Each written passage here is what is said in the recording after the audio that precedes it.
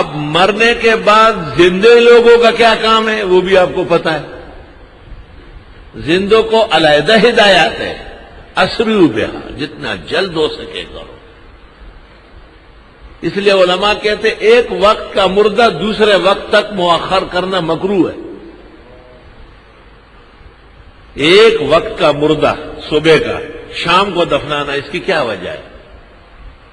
جی بیٹا آ رہا ہے، بھائی آ رہا ہے، تو بیٹے اور بھائی کی روح نکلی ہے کہ ان کا لحاظ ہے؟ جس پر قیامت ٹوٹی ہے اس کا لحاظ چاہیے. چور چور تو وہ ہے. رحمت للعالمین صلی اللہ علیہ وسلم نے فرمایا جنازہ لے جانے میں جلدی کرو. اگر وہ بہترین آدمی ہے تو جنت پہنچانے میں کیوں دیر کرتے ہو، اور اگر وہ بدترین ہے تو جہنم کا آدمی اپنے پاس کیوں رکھ رہے ہو؟ ہٹاؤ. دونوں حالتوں میں بہترین ہے کہ آپ جلدی اس کو دفنا لیں. اس لیے علماء دین کہتے ہیں رات تک روکنا تو مکروہ ہے، لیکن رات کو ممکن ہے اور صبح کرنا اس سے زیادہ مکروہ ہے.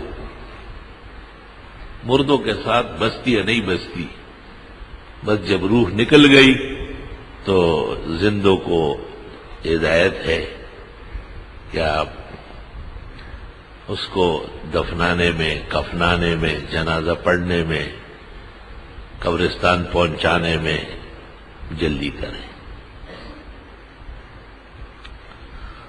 اس واسطے وہ مشہور مسئلہ ہے جس پر ہم ہمیشہ بیان کرتے ہیں. حسن اتفاق سے آج بھی محلے میں ایک بزرگ خاتون مری تو ان کے اعزاء و اقربا نے سنت پر غیرت کی اور اس کو زندہ کرنا ضروری سمجھا، اور 10 بجے آ کے یہاں جنازہ پڑا اور جمعے سے پہلے ہی اس کو اپنے مقام پہ رکھا. حدیث شریف میں ہے جمعے کے لمحے سے پہلے جو مردہ دفن ہو جائے اور جمعے کا لمحہ اس کو قبر میں مل جائے، قیامت تک اس سے عذاب اٹھ جاتا ہے.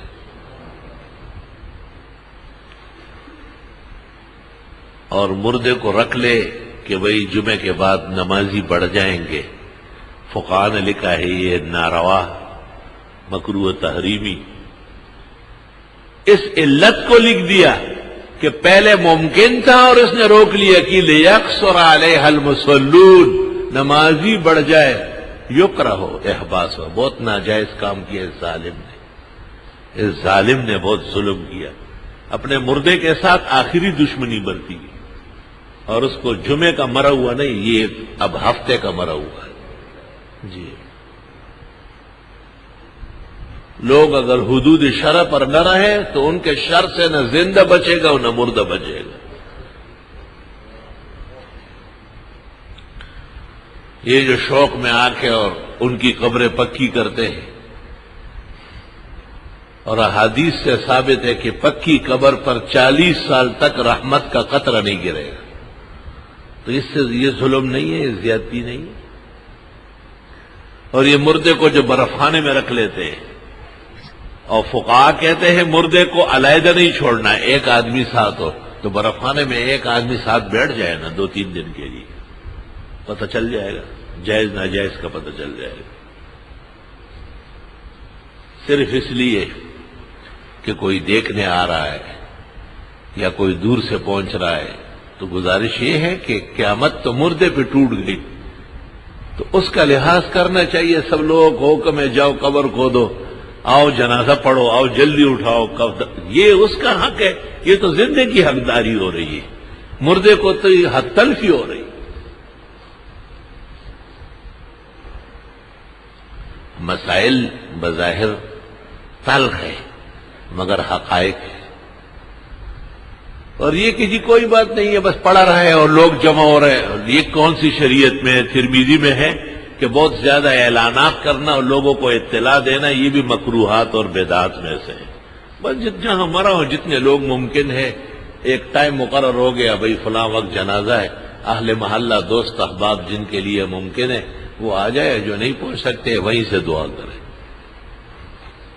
بخاری شریف میں ہے یہاں جب زمین پر دعا مانگی جائے، جو بزرگ لوگ، جو صالحین اللہ کے نیک بندے آسمانوں میں ہیں یا زمینوں میں ہیں، اور آپ ان کو وہ نیکی پہنچانا چاہتے ہیں، وہ پہنچ جاتی ہے۔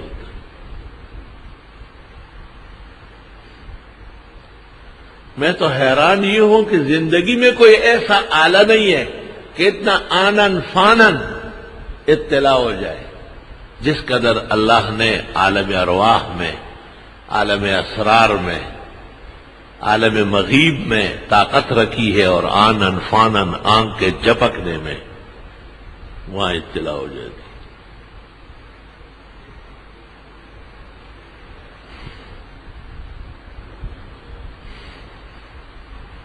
میرے بزرگوں اور بھائیوں، علماء نے تو ہمت فرمائی ہے اور وہ دین کے محافظ ہے، اور ہم تک شریعت مکمل پہنچائی ہے۔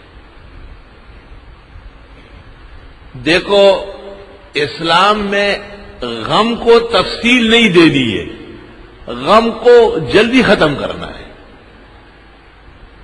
تو فرمایا صبح مر گیا اور جمعے سے پہلے ممکن تھا، جلدی جنازہ پڑھو، دفناؤ، چلو قصہ ختم کرو، واپس آؤ اپنے محلے کی مسجد میں جمعہ پڑھو۔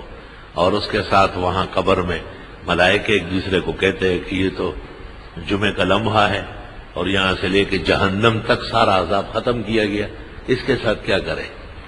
تو بعض ملائک کہیں گے کہ کل پرسوں بڑا فرشتہ کہتا ہے جمعے سے پہلے مسلمان دفن کیا گیا، جنازہ پڑھا گیا، قیامت تک اس کو کچھ نہیں کہا جائے گا، آرام راحت و خوشی سے پڑھا رہا۔ میں کہتا ہوں اگر رشتہ دار 1000 اونٹ خیرات کرے اور 1000 بھینسیں اور 1000 گائے اور 5,000 بکرے اور مینڈے مردے کے ساتھ اتنا احسان نہیں کر سکتے ہیں جتنا سنت کے مطابق تدفین اور جنازے کا احسان۔ وہ رجسٹرڈ احکام ہے، وہ شہنشاہ مطلق کا طے شدہ اپنا دیے ہوا پروگرام ہے۔ باقی چیزیں تو ہماری ہے، پتہ نہیں اونٹ کس طرح تھے اور گائے کیسی تھی، کرنے والے کی نیت کیا تھی۔ اور شرائع کے علماء کہتے ہیں کہ شریعت کے احکام میں کسی کی نیت سے کوئی فرق نہیں پڑے، وہ شریعت کا ہوگا۔ جیسے جماعت، نماز با جماعت، اگر کوئی ایسے ہی تماشا دیکھنے بھی آ گیا نماز ہو جائے گی اس کی، البتہ اجر میں جو 27 گنا ہے اور 25 گنا ہے اس میں فرق ہو جائے گا، کیونکہ یہ شریعت کا مقرر کردہ ہے، یہ کسی نیت سے اوپر نیچے نہیں ہوگی۔ روزہ، بادشاہ بھی روزہ رکھے گا، ابو حنیفہ جیسے بزرگ بھی رکھے گا، ایک عام گناہگار بھی رکھے گا، فرض روزہ سب کا ادا ہو جائے گا۔ آگے درجات، بعض وہاں فوق بعض، اس میں